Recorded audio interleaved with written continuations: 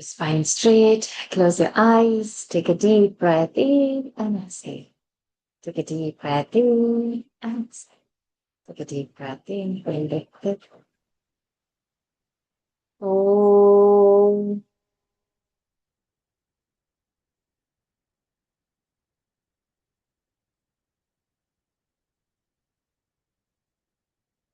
Om.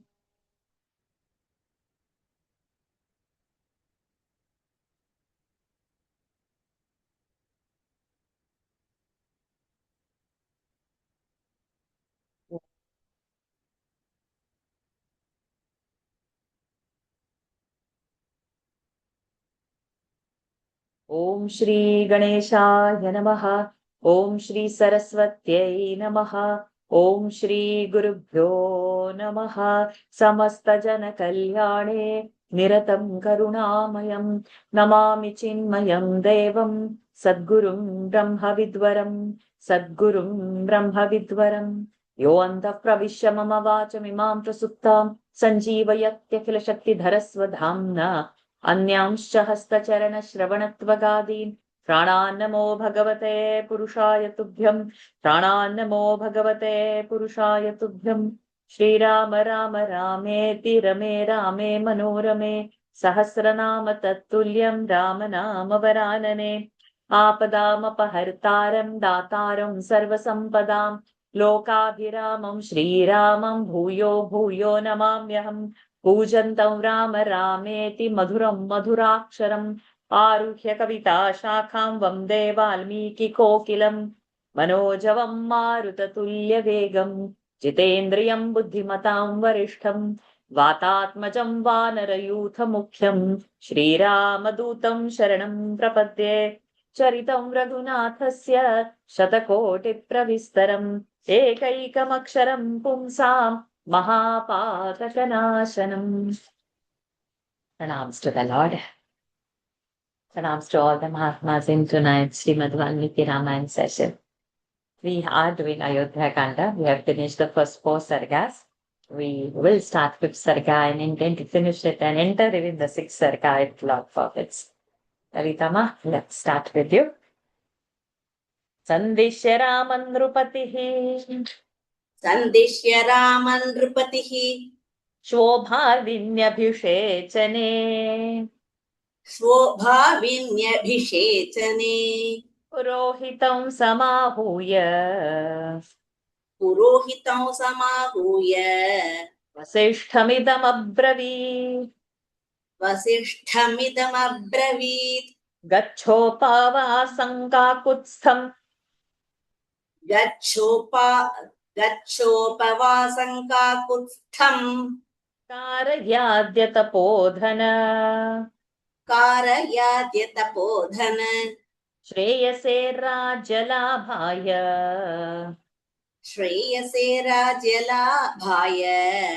बद्ध्वा सह यतव्रत तथेति च स राजानम्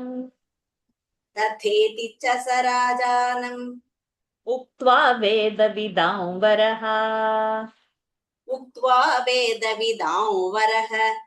स्वयं वसिष्ठो भगवान् ययौ रामनिवेशनम् उपवासयितुं वीरम्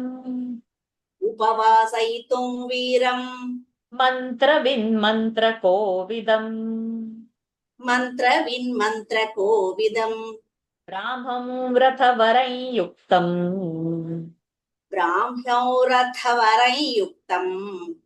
आस्थाय सुधृतव्रतः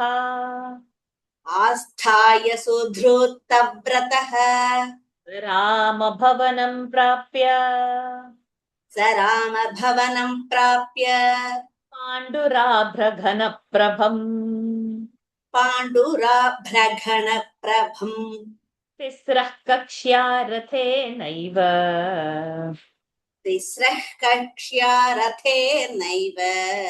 विवेश मुनिसत्तमः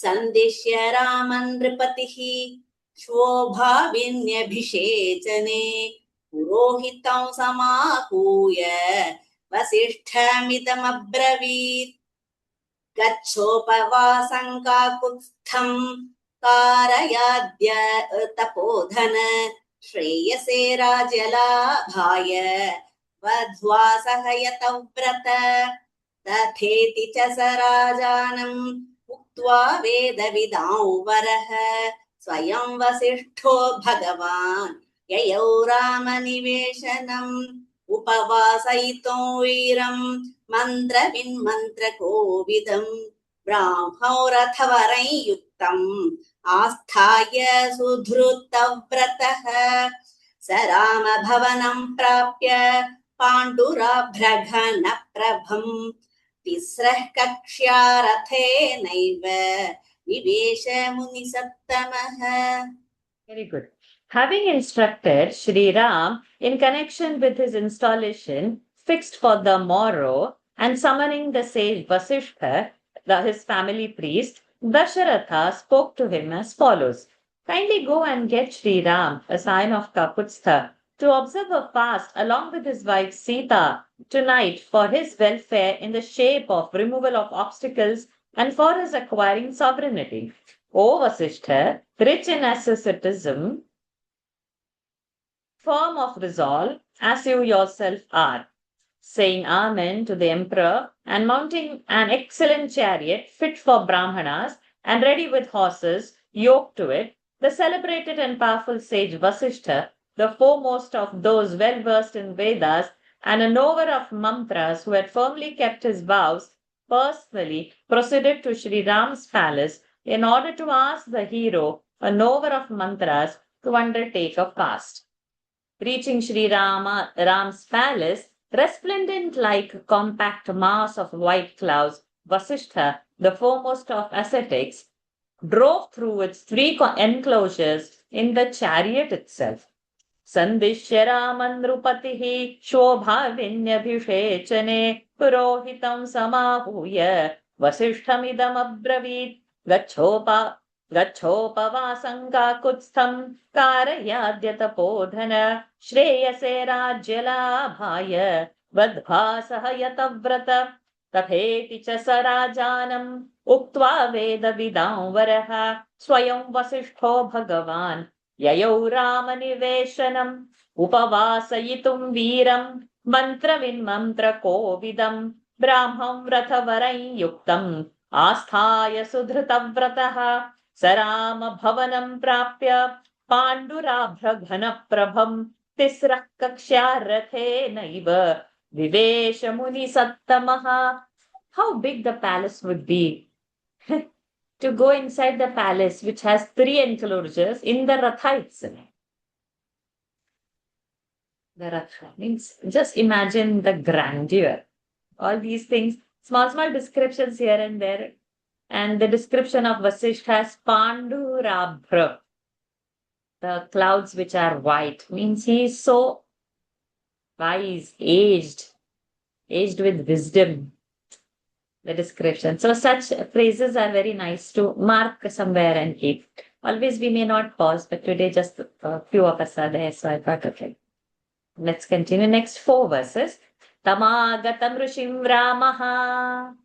तमागतं ऋष्यो रामः Ramastvaran Nivasta. Tamagata Rishim Ramaha. तमागतं ऋष्यो रामः Nivasa Sambhramam. त्वरन्निवस सम्भ्रमम् Manayishyan Salmanarham. मानयिष्यन् समानार्हम् Nischakramaniveşanat. निश्चक्रामनिवेशनात् Hetyatvaramanoth. अभ्येत्य त्वरमाणोत्थ Abhyetyattvara.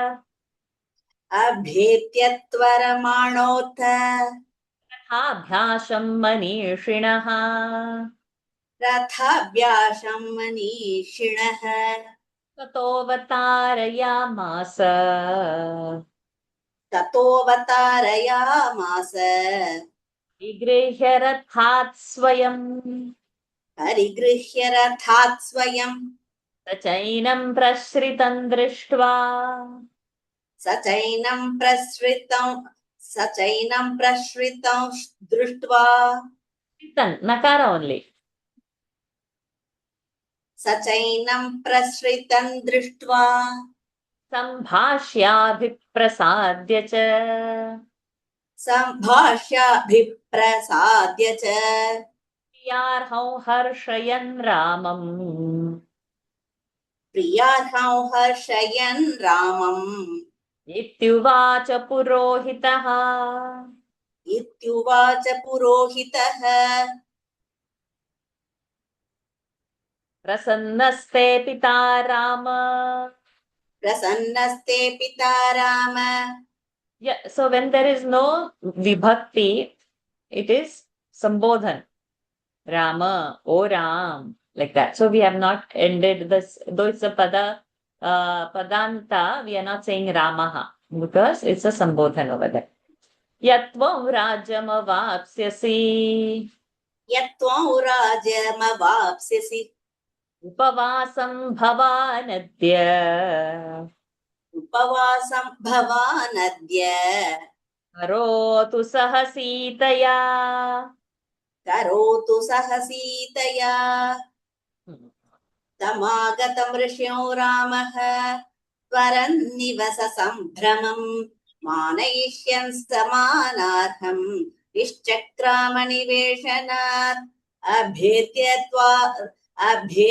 त्वरमाणोत्थ रथाभ्यासं मनीषिणः ततोऽवतारयामास परिगृह्य रथात् स्वयम् स चैनं प्रसृतं दृष्ट्वा सम्भाष्याभिप्रसाद्य च प्रियार्हौ हर्षयन् रामम् इत्युवाच पुरोहितः प्रसन्नस्ते पिता राम यत्त्वं राज्यमवाप्स्यसि उपवासं भवानद्य करोतु सह सीतया. In order to honor the sage arrived at his door, who deserved great respect, Sri Ram reverently issued out of his palace in great hurry. Hastily drawing near the sage's chariot, he forthwith helped him alight from that chariot, personally taking him by the hand. Seeing him bent low with humility and inquiring after his welfare and praising him, the aforesaid Vasishtha spoke to Sri Ram as follows, bringing joy to him by his loving words, deserving as he was of kind words. Propitious is your father to you, O Ram, inasmuch as you are going to attain sovereignty tomorrow. Therefore, keep you fast for the night with Sita.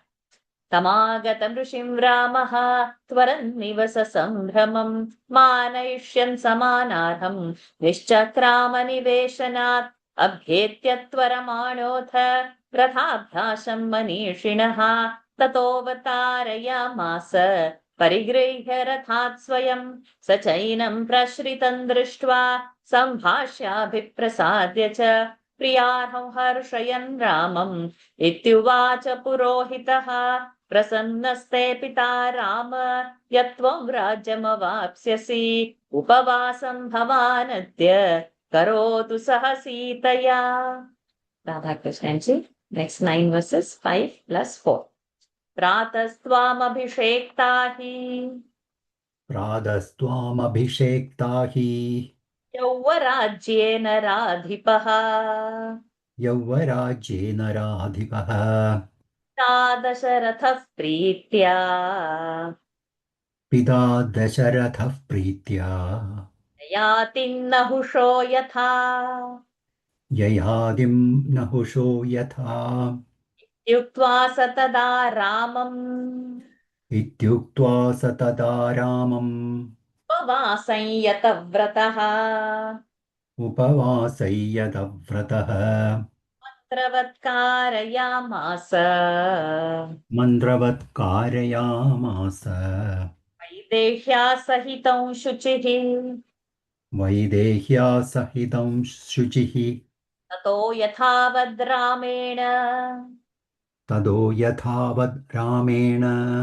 स राज्ञो गुरुरर्चितः स राज्ञो गुरुरर्चितः अभ्यनुज्ञाप्य काकुत्स्थम् अभ्यनुज्ञाप्य काकुत्स्थम् ययौ रामनिवेशनात् ययौ रामनिवेशनात् सुहृद्भिस्तत्र रामोऽपि सुहृद्भिस्तत्र रामोऽपि सहासीनः प्रियं वदैः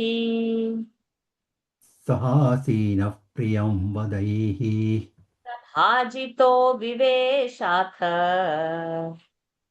सभाजितो विवेशाथ ताननुज्ञाप्य सर्वशः ताननुज्ञाप्य सर्वशः हृष्टनारीनरयुतम् हृष्टनारीनरयुतम् रामवेश्म तदा बभौ रामवेश्म तदा बभौ यथा मत्तद्विजगणम् यथा मत्तद्विजगणम् प्रफुल्लनलिनौ सरः प्रफुल्लनलिनं सरः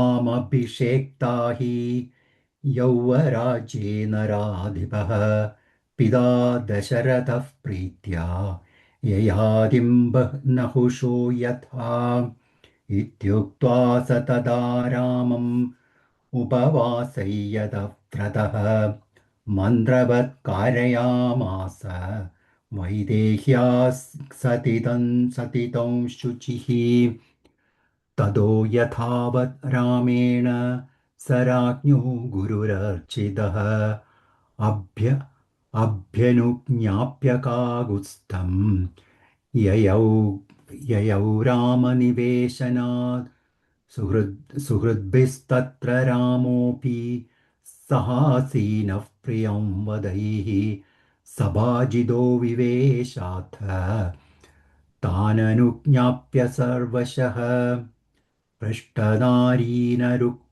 हृष्टनारीनरयुतं रामवेश्म तदा बभौ यथा मत्तद्विजगणम् प्रफुल्लनलिनौ सरः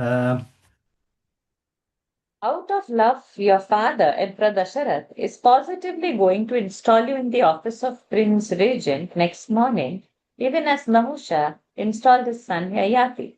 Saying so, the holy sage Vasishtha of firm resolve enjoined Sri Ram along with Sita, a princess of Videha territory, to undertake a vow of fasting for the night in accordance with sacred texts prescribing such fasting. Duly worshipped by Sri Ram and taking leave of the sign of Kakutstha, Vasishtha, the king's preceptor, then withdrew from Sri Ram's palace. Sitting there with his childhood friends, who spoke kindly to him, Sri Ram presently took leave of them all and, greeted by them, retired to his inner apartments. Crowded with joyful men and women, Sri Ram's palace at that time looked like a lake swarming with flocks of joyous birds and adorned with full-blown lotuses.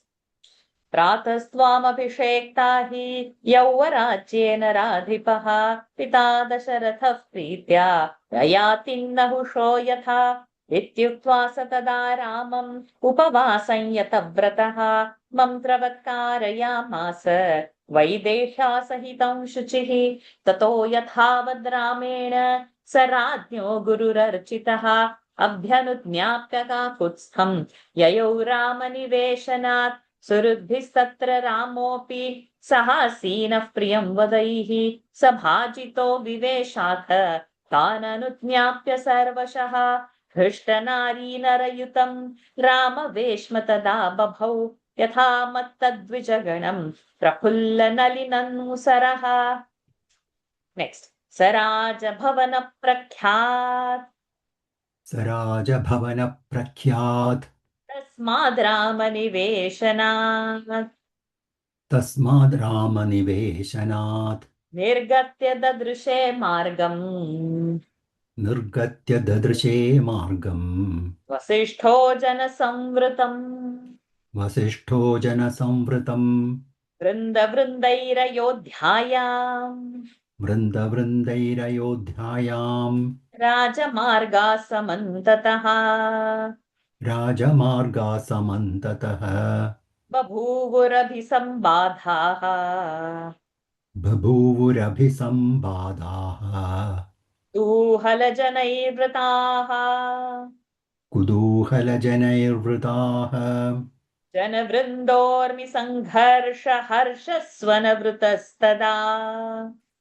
जनवृन्दोर्मिसङ्कर्ष हर्षस्वनव्रतस्तदा बभूव राजमार्गस्य बभूव राजमार्गस्य सागरस्येव निस्वनः सागरस्येव निस्वनः सिक्तसमृष्टरथ्याहि सिक्तसमृष्टरथ्या हि तथा च वनमालिनी तथा च वनमालिनी आसीदयोध्या तदहः आसीदयोध्या तदहः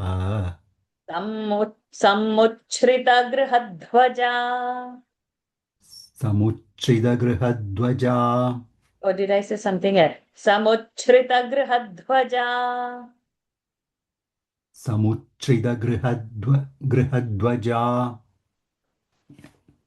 from here yeah सराजभवनप्रख्यात् तस्मात् रामनिवेशनात् निर्गत्य ददृशे मार्गं वसिष्ठो जनसंवृतं वृन्दवृन्दैरयोध्यायां राजमार्गासमन्ततः बभूवुरभिसंवादाः कुतूहलजनैर्वृताः जनवृद्धोर्मिसङ्कर्षहर्षस्वनव्रतस्तथा बभूव राजमार्गस्य सागरस्येव निस्वनः सिक्तसमृष्टरथ्या हि तथा च वनमालिनी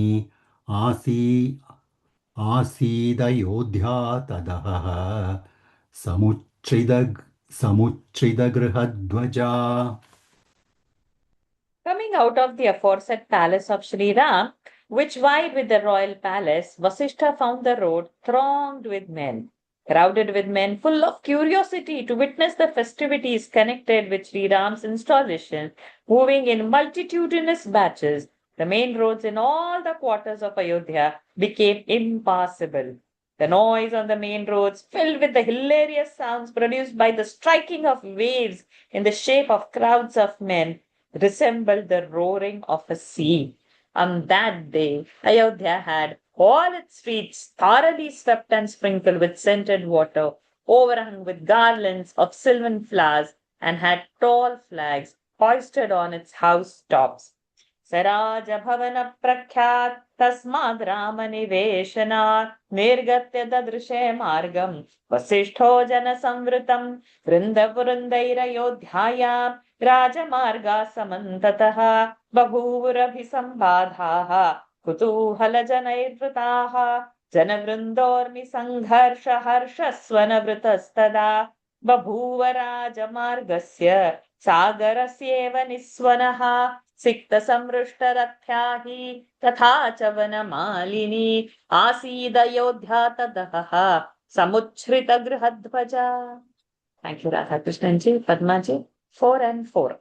तदाह्य तथा तदाह्य तदाह्ययोध्यानिलयः तदाह्ययोध्यानिलयः सस्त्रीबालाकुलो जनः सस्त्रीबालाकुलो जनः रामाभिषेकमाकाङ्क्षन् रामाभिषेकम् आकाङ्क्षन् रामाभिषेकमाकाङ्क्षन्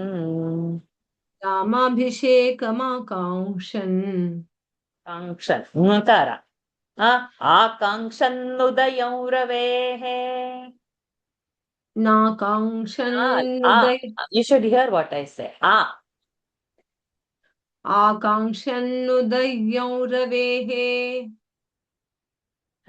प्रजालङ्कारभूतं च प्रजालङ्कारभूतं च धनस्यानन्दवर्धनम् जनस्यानन्दवर्धनम् उत्सुको भूजनो द्रष्टुम् सुको भूजनो द्रष्टुम् नो द्रष्टुम् उत्सुको भूजनो द्रष्टुम् तमयोध्यामहोत्सवम् तमयोध्यामहोत्सवम् एवन्तं जनसम्बाधम्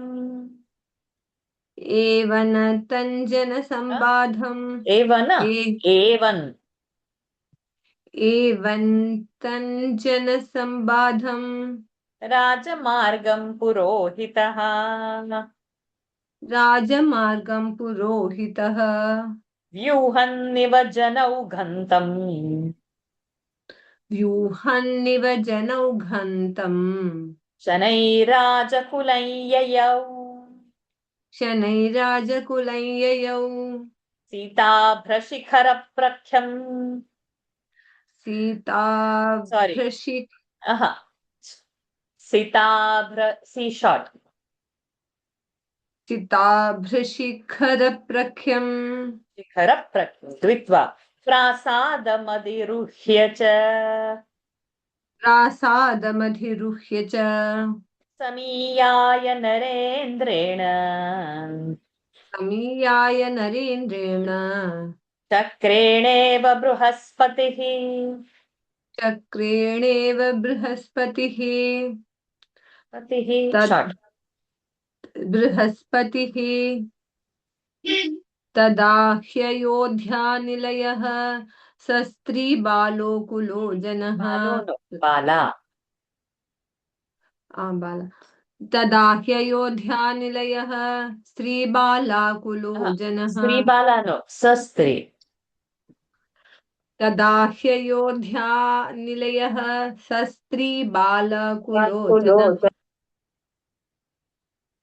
सस्त्रीबालाकुलो जनः रामाभिषेकमाकाङ्क्षन् आकाशन्नुदयौ रवेः आकाङ्क्षन् काङ्क्षन् नकार then आकाङ्क्षन्नुदयं रवेः आकाङ्क्षन्नुदयौ रवेः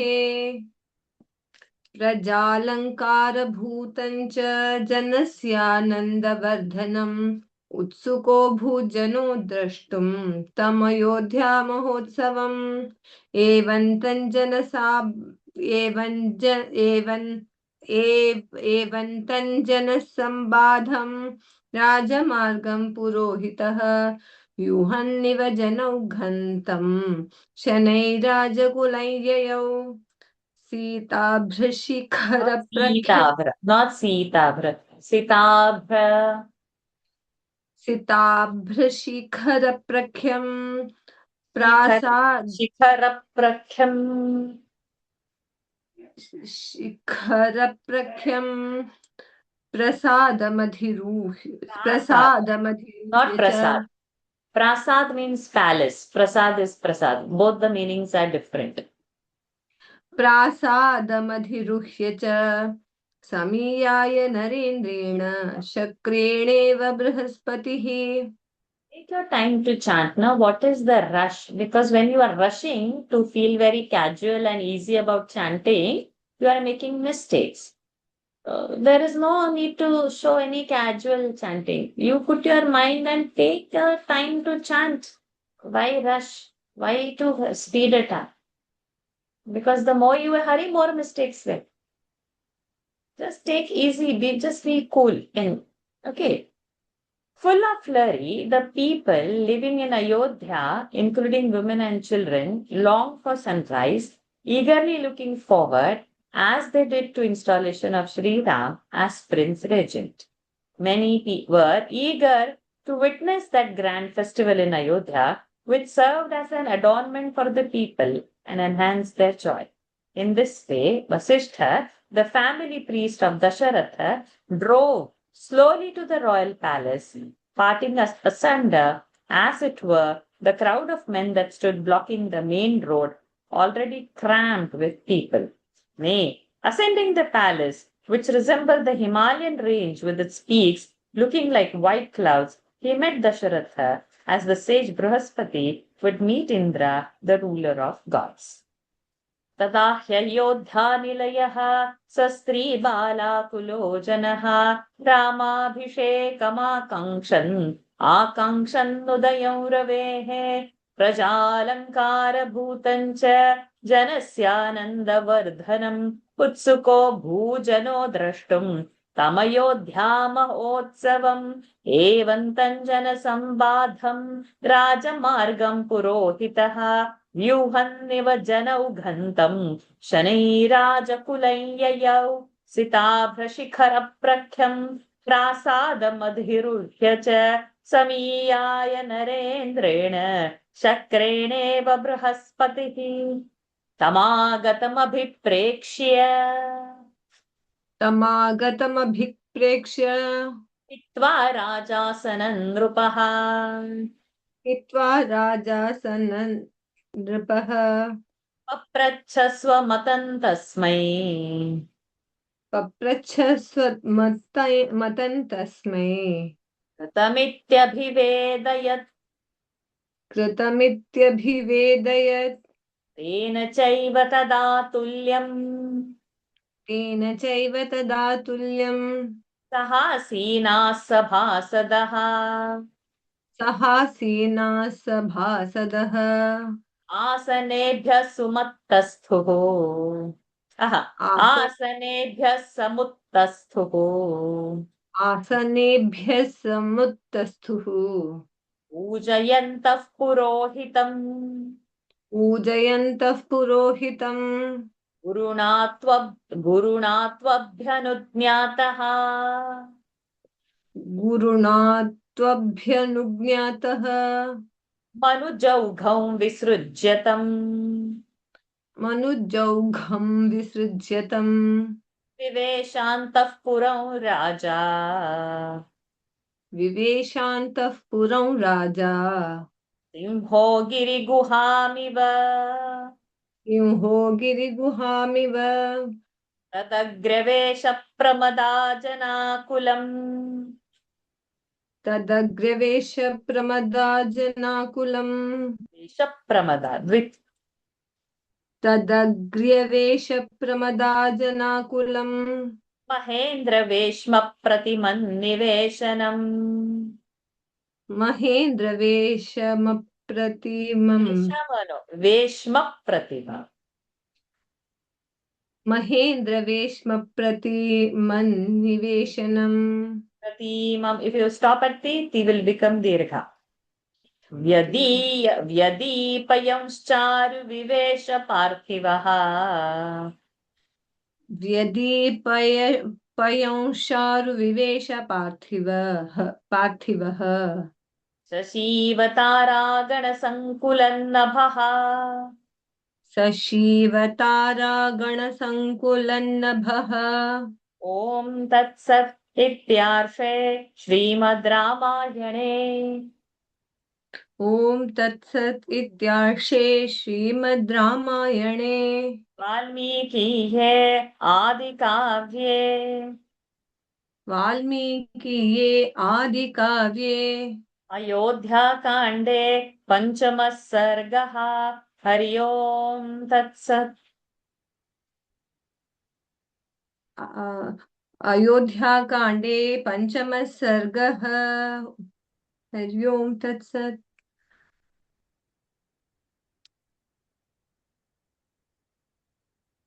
Varsha ji, from where have to start? 23 समागतमभिप्रेक्ष्य समागतमभिप्रेक्ष्य हित्वा राजासनं नृपः पपृच्छ स्वमतं तस्मै कृतमित्यभिवेदयत् तेन चैव तदा तुल्यं सहासीना सभासदः आसनेभ्यः समुत्तस्थुः पूजयन्तः पुरोहितं गुरुणा त्वभ्यनुज्ञातो मनुजौघं विसृज्यतम् विवेशान् त्वभ्यनुज्ञातः गुरुणा त्वभ्युनुज्ञातः मनुजौघं विसृज्यतं विवेशान्तपुरं राजा सिंहो गिरिगुहामिव तदग्र तदग् तदग्र तदग्र्यवेशप्रम तदग्र्य तदग्र्यवेशप्रमदाजनाकुलं महेन्द्रवेषमप्रतिमं Vishama not to say. Mahendra Veshma महेन्द्रवेश्मप्रतिमन्निवेशनं व्यदीपयांशारुविवेशपार्थिवः शशीवतारागणसङ्कुलन्नभः ॐ तत्सत् इत्यार्षे श्रीमद् रामायणे वाल्मीकिये आदिकाव्ये अयोध्याकाण्डे पञ्चमः सर्गः हरि ओम् तत्सत् quitting his royal seat, the moment he received that sage Vasishtha had come, the emperor inquired what was in his mind, whether Sri Ram had been approached by sage, and the sage reported to him that what he had been charged with had been accomplished. The councillors too, who were sitting by the side of the emperor at that time, duly rose from their seats all at once, showing their honor to the family priest, proroguing that assembly of men as soon as permitted by his preceptor. The emperor, for his part, retired to the Ganeshyam, even as a lion would enter a mountain cave. Dasharatha, the ruler of the earth, entered the charming Ganeshyam, crowded with young ladies, clad in excellent robes, and vying with the abode of mighty Indra, illumining it by his august presence as the moon would illumine the heavens spangled with a host of stars. The sense came to 5 in the Ayodhya Kandya of glorious Ramayana of Valmiki, the work of a rishi and the oldest epic.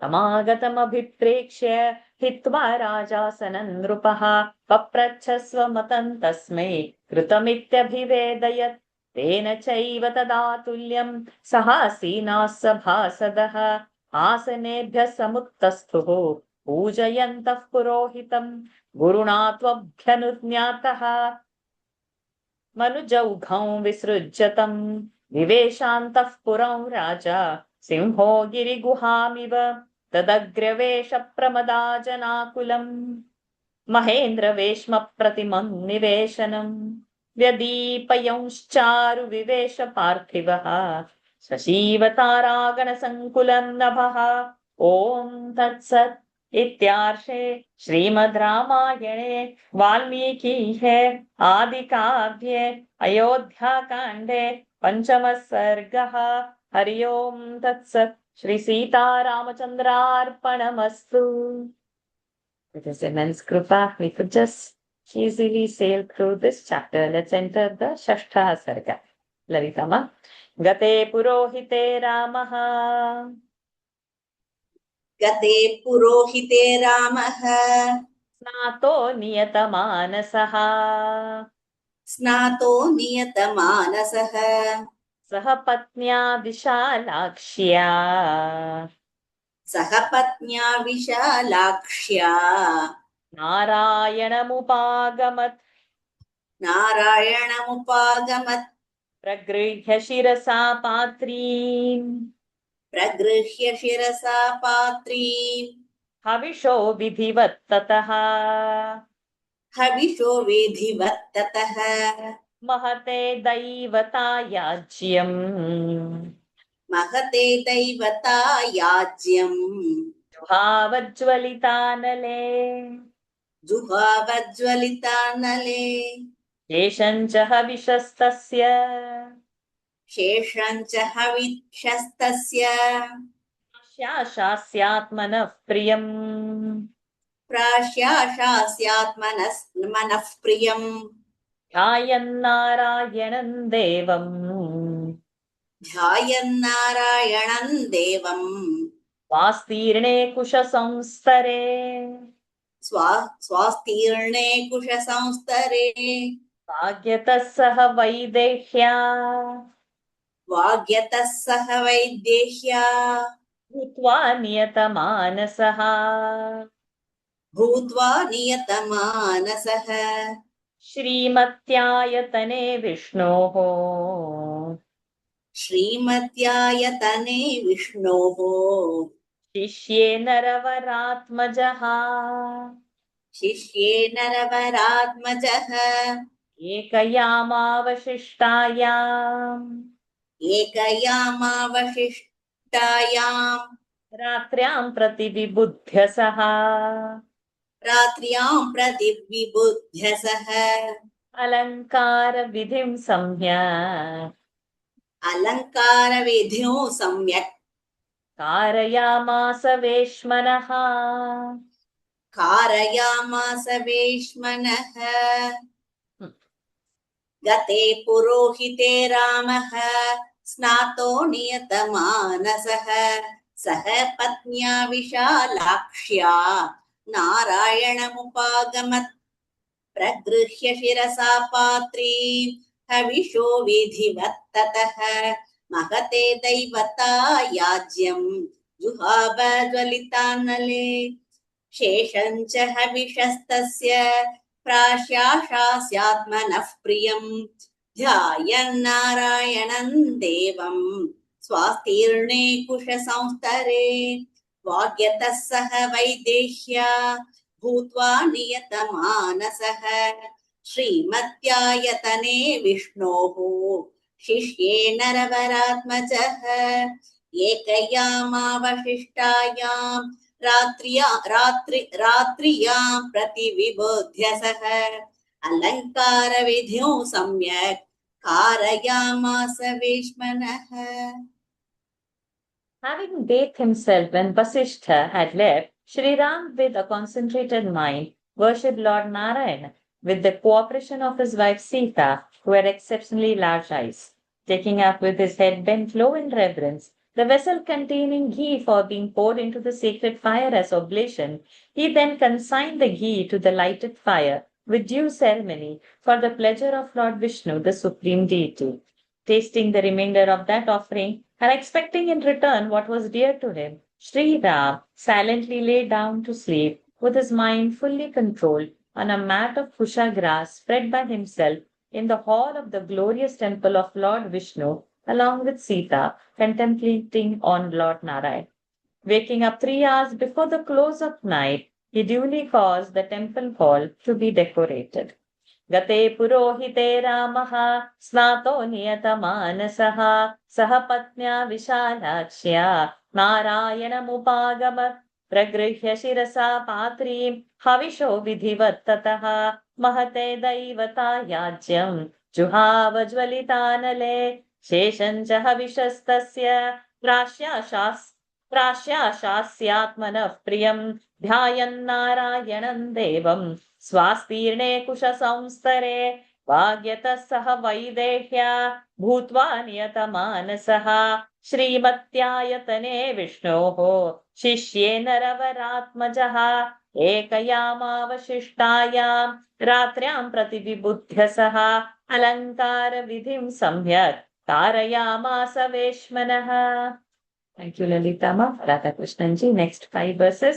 तत्र शृण्वन् सुखावाचः तत्र शृण्वन् सुखावाचः सूतमागधवन्दिनाम् सूदमागतवन्तिनाम् पूर्वां सन्ध्यामुपासीनः पूर्वां सन्ध्यामुपासीनः जजापसु समाहितः जजाबसुसमाहितः तावप्रणतश्चैव तुष्टावप्रणतश्चैव शिरसा मधुसूदनम् शिरसा मधुसूदनम् विमलक्षौमसंवीतः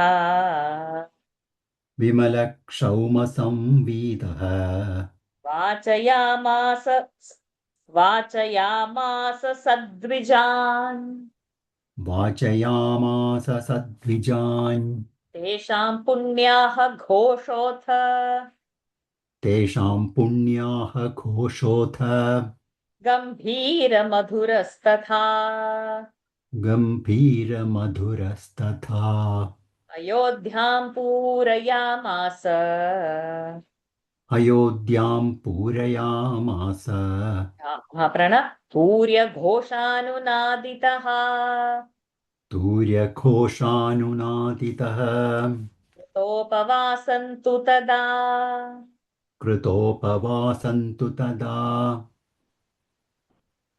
वैदेह्या सह राघवम् वैदेह्या सह राघवम् अयोध्यानिलय श्रुत्वा अयोध्यानिलयः श्रुत्वा सर्वः प्रमुदितो जनः सर्वः प्रमुदितो जनः ततः पौरजनः सर्वः ततः पौरजनः सर्वः श्रुत्वा रामाभिषेचनम् श्रुत्वा रामाभिषेचनम् प्रभातां रजनीं दृष्ट्वा प्रभादां रजनीं दृष्ट्वा चक्रे शोभयितुं पुरीम् चक्रे शोभयितुं पुरीम् तत्र शृण्वन् सुखावाचः सूदमागधवन्दिनां पूर्वां सन्ध्यामुपासीनः जजाबसुमसाहिदः तुष्टावप्रणतश्चैव शिरसां मधुसूदनं विमलक्षौमसंवीतः वाचयामास सद्विजान् तेषां पुण्याः घोष तेषां पुण्याः घोषोद गम्भीरमधुरस्तथा अयोध्यां पूरयामास तूर्यघोषानुनादितः कृतोपवासन्तु तदा वैदेह्या सह राघवम् अयोध्यानिलयः श्रुत्वा सर्वः प्रमुदितो जनः ततः पौरजनः सर्वः श्रुत्वा रामाभिषेचनम् प्रभातां रजनीं दृष्ट्वा चक्रे शोभयितुं पुरीम्.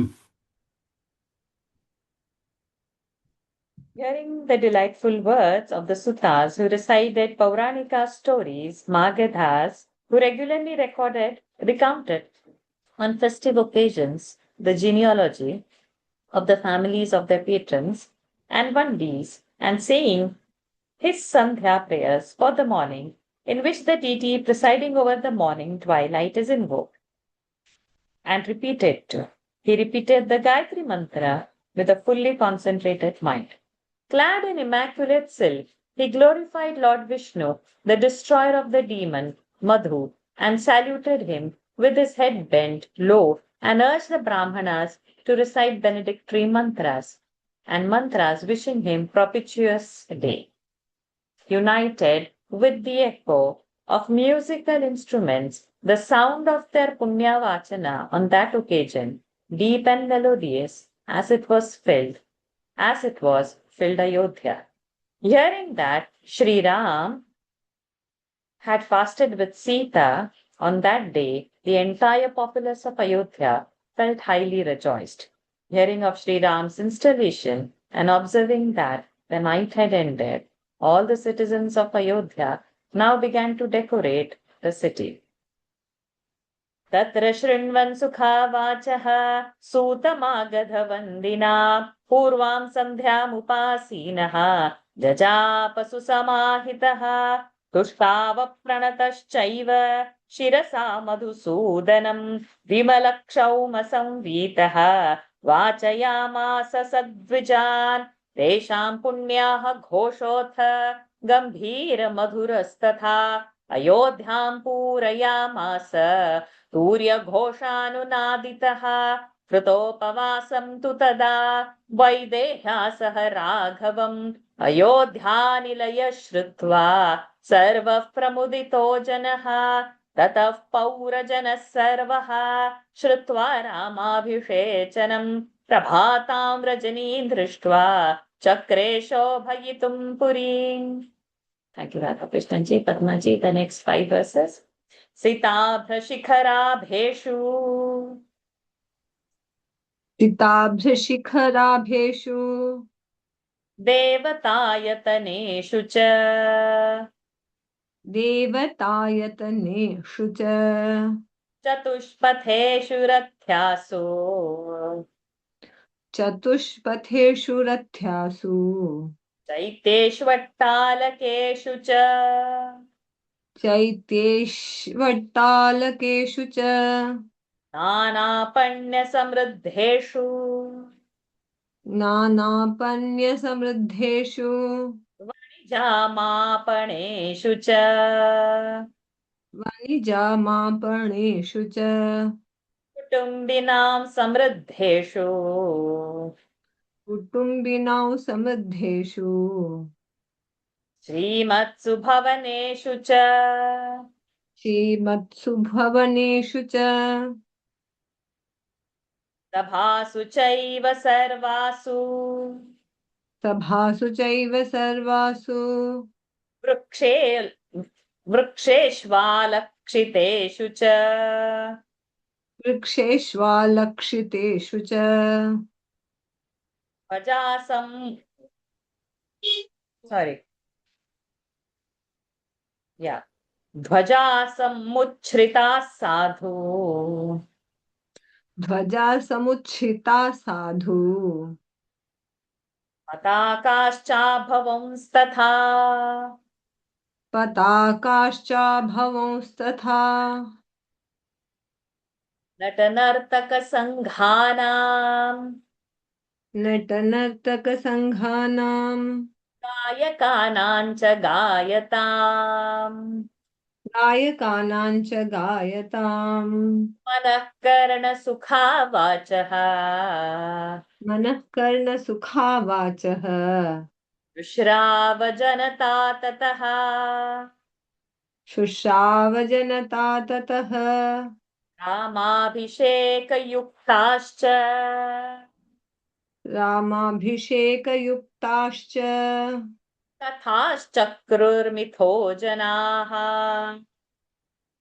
कथाश्चक्रुर्मिथो जनाः रामाभिषेके सम्प्राप्ते रामाभिषेके सम्प्राप्ते सत्वरेषु गृहेषु च सत्वरेषु गृहेषु च सिताभ्रशिखराभेषु देवतायतनेषु च चतुष्पथेषु रथ्यासु चैत्येष्वट्टालकेषु च नानापण्यसमृद्धेषु वणिजामापनेषु च कुटुम्बिनां समृद्धेषु श्रीमत्सु भवनेषु च सभासु चैव सर्वासु वृक्षेष्वालक्षितेषु च ध्वजा समुच्छिता साधु पताकाश्चाभवंस्तथा नटनर्तकसङ्घानां गायकानां च गायतां मनः कर्णसुखावाचः शुश्रावजनता ततः रामाभिषेकयुक्ताश्च कथाश्चक्रुर्मिथो जनाः रामाभिषेके सम्प्राप्ते चत्वरेषु गृहेषु च Thank you, Bhagnaji. Flags and buntings were set up aloft in a regular way on temples, which looked like mountain peaks covered with white clouds, and at crossroads in the midst of streets, on sacrificial sheds and attics, as well as on the shops of merchants amply provided with commodities of various kinds, as also on the prosperous and splendid residences of householders. Nay, on all public assembly halls as well as on tops of all prominent trees. The populace of Ayodhya then listened to the dialogues of actors and the verbal representation of the movements of dancers and the music of the singing musicians, which delighted the mind and ears of the listeners.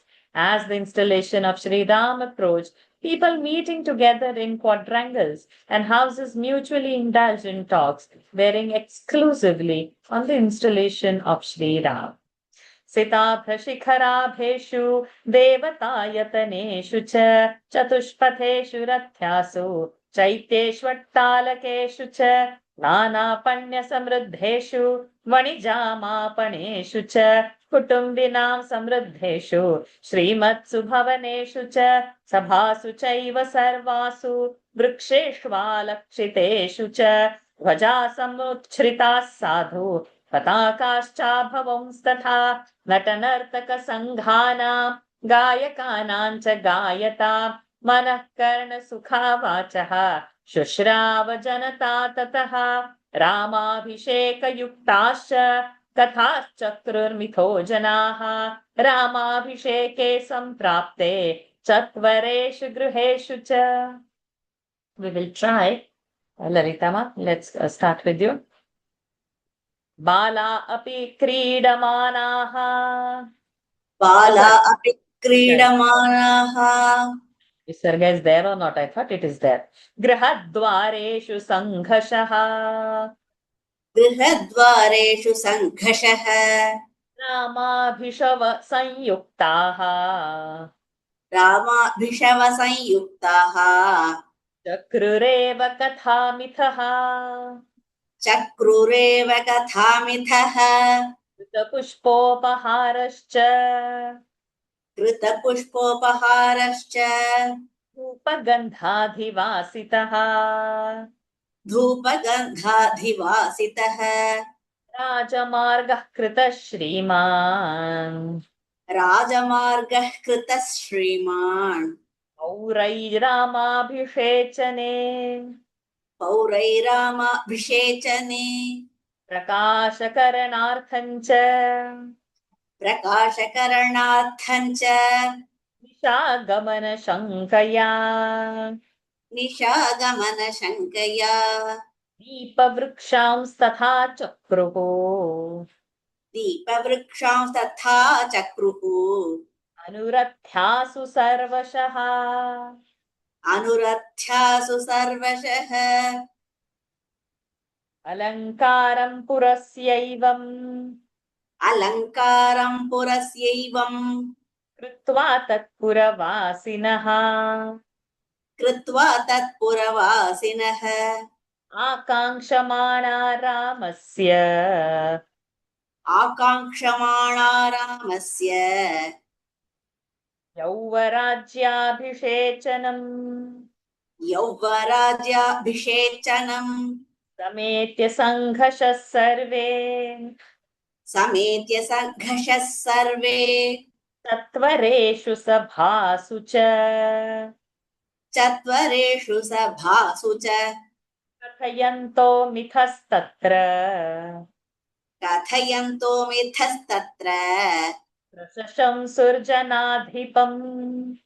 प्रशंसुर्जनाधिपम्. बाला अपि क्रीडमानाः. गृहद्वारेषु सङ्घर्षः. रामाभिषव संयुक्ताः. क्रूरेव कथामितः. रामाभिषव संयुक्ताः. चक्रुरेव कथामिथः. कृतपुष्पोपहारश्च. धूपगन्धाधिवासितः. राजमार्गः कृतः श्रीमान्. पौरैरामाभिषेचने. प्रकाशकरणार्थञ्च. निशागमनशङ्कया. दीपवृक्षांस्तथा चक्रुः. अनुरथ्यासु सवर्षः. अनुरथ्यासु सर्वशः.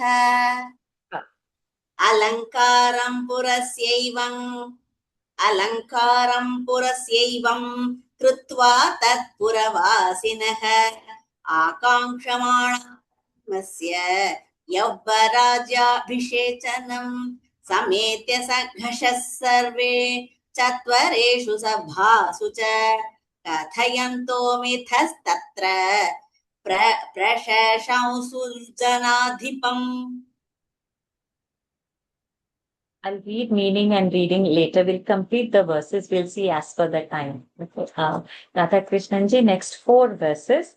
अहो महात्मा राजायम् अहो महात्मा राजायम् इक्ष्वाकुकुलनन्दनः इक्ष्वाकुकुलनन्दनः ज्ञात्वा वृद्धं स्वमात्मानम् ज्ञात्वा वृद्धं स्वमात्मानम् रामं राज्येऽभिषेक्ष्यति रामं राज्येऽभिषेक्ष्यति सर्वे ह्यनुगृहीता स्म सर्वे ह्यनुगृहीता स्म यन्नो रामो महीपतिः यन्नो रामो महीपतिः चिराय भविता गोप्ता चिराय भविता गोप्ता दृष्टलोकपरावरः दृष्टलोकपरावरः अनुद्धतमना विद्वान् अनुद्धतमना विद्वान् धर्मात्मा भ्रातृवत्सलः धर्मात्मा भ्रातृवत्सलः यथा च भ्रातृषु स्निग्धः यथा च भ्रातृषु स्निग्धः तथास्मास्वपि राघवः तदास्मास्वभिराघवः चिरञ्जीवतु धर्मात्मा चिरं जीवतु धर्मात्मा राजा दशरथो नघः राजा दशरथो नखः यत्प्रसादेनाभिषिक्तम् यत्प्रसादेनाभिषिक्तम् यत्प्रसादेनाभिषिक्तम् रामं द्रक्ष्यामहे वयम् रामं द्रक्ष्यामहे वयम् अहो महात्मा राजायम् इक्ष्वाकुकुलनन्दनः ज्ञात्वा वृद्धं स्वमात्मानं रामं राज्येऽभिषेक्ष्यति सर्वे गृहीता स्म यन्नो रामो महीपतिः चिराय भविता गोप्ता दृष्टलोकपरावरः अनुद्धतमना विद्वान् धर्मात्मा भ्रातृवत्सलः यथा च भ्रातृषु स्निग्धः तदास्मात् स्वभिराघवः चिरं जीवतु धर्मात्मा राजा दशरथो नकः यत्प्रसादेनाभिषिक्तं रामं द्रक्ष्यामहे वयम् राधाकृष्णन् जी पद्मा जी एवं विधं कथयताम् एवं विधन् कथयताम् पौराणां शुश्रुवुः परे पौराणां शुश्रुवुः परे दिग्भ्यो विश्रुतवृत्तान्ताः दिग्भ्यो विश्रुतवृत्तान्ताः प्राप्ता जानपदा जनाः प्राप्ता जानपदा जनाः ते तु दिग्भ्यः पुरीं प्राप्ता ते तु दिग्भ्यः पुरीं प्राप्ता द्रष्टुं रामाभिषेचनम् द्रष्टुं रामाभिषेचनम् रामस्य पूरयामासुः रामस्य पूरयामासुः पुरीं जानपदा जनाः पुरीं जानपदा जनाः जनौघैस्तैर्विसर्पद्भिः जनौघैस्तैर्विसर्पद्भिः शुश्रुवे तत्र निःस्वनः शुश्रुवे तत्र निःस्वनः पर्वसूदीर्णवेगस्य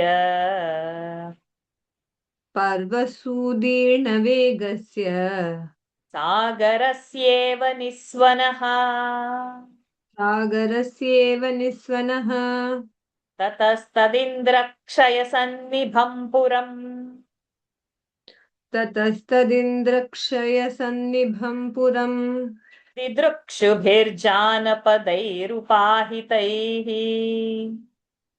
दिदृक्षुभिर्जानपदैरुपाधितैः समन्ततः सस्वनमाकुलं बभौ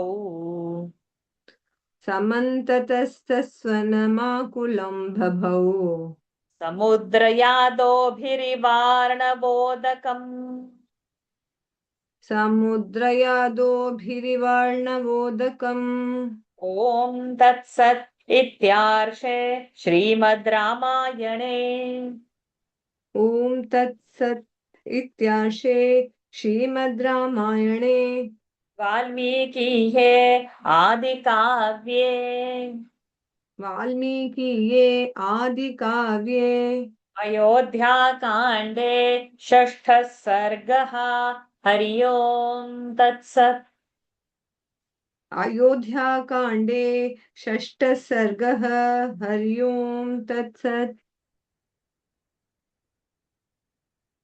एवं विधन् कथयतां पौराणां शुश्रुवुः परे दिग्भ्यो विश्रुवृत्तान्ताः प्राप्ता जानपदा जनाः ते तु दिग्भ्यः पुरीं प्राप्ता द्रष्टुं रामाभिषेचनं रामस्य पूरयामासुः पुरीं जानपदा जनाः जनौघैस्तैर्विसर्पद्भिः शुश्रुवे तत्र निस्वनः पूर्वसूदीर्णवेगस्य सागरस्य पूर्वसूदीर्णवेगस्य पर्वसुमा not purva parva ओके पर्वसूदीर्णवेगस्य सागरस्येव निस्वनः ततस्तदिन्द्रक्ष्यम ततस्तदिन्द्रक्षयसन्निभं पुरं दिदृक्षुभिर्जानपदैरुपाहितैः समन्ततस्वनमाकुलं बभौ Tasvana. समन्ततः सस्वनमाकुलं बभौ समुद्रयादोभिरिवर्णवोदकम् ॐ तत्सत् इत्यार्षे श्रीमद् रामायणे वाल्मीकिये आदिकाव्ये अयोध्याकाण्डे षष्ठः सर्गः हरि ओम् तत्सत् From verse number 16, the boys stood playing in patches in front of the doorways of their houses, talked to one another on topics relating to the installation of Sri Ram alone. On the occasion of Sri Ram's installation, the main road of Ayodhya was strewn with offerings of flowers and perfumed with odor of incense by the citizens, and thus rendered charming. In order to provide light in anticipation of nightfall, by the time Sri Ram should move out in procession through the streets of the city, after installation as Prince Regent, the citizens also set up in every street throughout the city lampposts shaped like trees with lights on every bow. Padmaji, you are in Daily Gita group? Yes, Just put Vashaji. a message that we need about 6 minutes more. We'll Okay. complete it. Having decorated the city of aforesaid and coming together in batches, in quadrangles, as well as in the public assembly, halls scattered throughout the city, all the residents of that city of Ayodhya, longing as they did for the installation of Sri Ram in the office of Prince Regent, applauded Dasharath, a ruler of men, while talking to another person on spot. High soul indeed is this King Dasharath, who is going to install Sri Ram on the throne of Ayodhya, perceiving himself to be aged. We are all grateful indeed to God that as the ruler of the globe, Sri Ram, who has seen for himself what is noble and ignoble in the world, will be our protector for long. Sri Ram, a scion of Raghu, is unpresumptuous of mind, learned, pious, fond of his brothers, nay, as affectionate even to us as to his own brothers. Long live the sinless King Dasharatha, whose mind is given to piety, and by those grace we shall see Ram installed as Prince Regent. Others, that is, people hailing from the countryside, who had heard the news of the projected installation and had flocked from all sides, heard the conversation of the citizens who were uttering such remarks. Having poured into the city of Ayodhya from all directions in order to witness the installation of Sri Ram as Prince Regent, the people from countryside had flooded the prospective capital of Sri Ram. The noise in that city was heard by the aforesaid multitudes of men were moving here and there as the roaring of an ocean whose impetuosity is accelerated on the full moon. On that occasion, the city of Ayodhya, which was full of noise and wide in its splendor with Amravati, and which was crowded on all sides with people of the countryside, that had collected there in their eagerness to behold the capital, looked like the sea water infested with aquatic creatures peculiar to the ocean. Thus ends the Canto 6 in Ayodhya Kand of glorious Ramayana of Valmiki, the work of a Rishi and the oldest epic. What description of people moving is compared to the sea. Beautiful description. With His grace, we have completed this chapter. Let's quickly chant from verse number 16.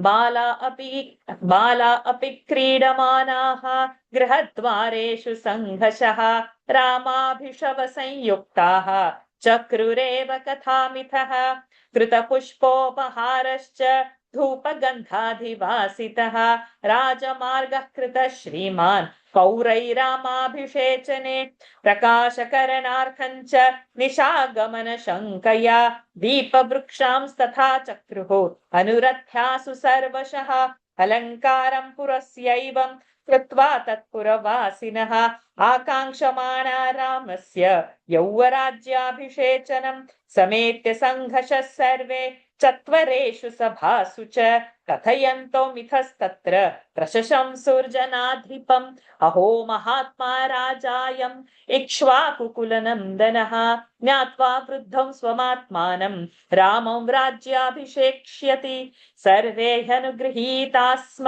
यन्नो रामो महीपतिः चिराय भविता गोप्ता दृष्टलोकपरावरः अनुद्धतमना विद्वान् धर्मात्मा भ्रातृवत्सलः यथा च भ्रातृषु स्निग्धः तथा स्मास्वपि राघवः चिरञ्जीवतु धर्मात्मा राजा दशरथो नघः यत्प्रसादेनाभिषिक्तं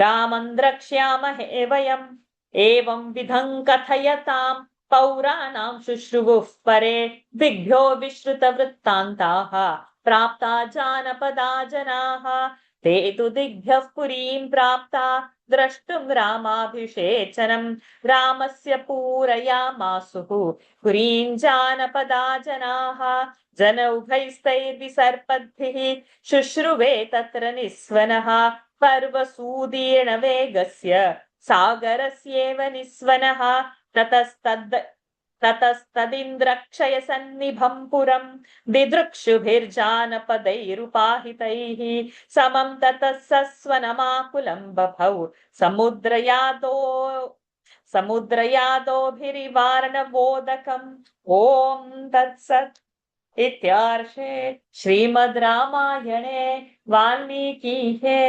आदिकाव्ये अयोध्याकाण्डे षष्ठः सर्गः हरि ओम तत्सत् Shri सीतारामचन्द्रार्पणमस्तु. With His immense kripa, we completed 2 sargas and not so late, 2 minutes late into daily group. I will continue next Sunday as well. Om Purnamadah Purnamidam Purnat Purnamudachyate Purnasya Purnamadaya Purnamevavashishyate. Om Shanti Shanti Shanti. Harihi Om Shri Gurubhyo Namaha.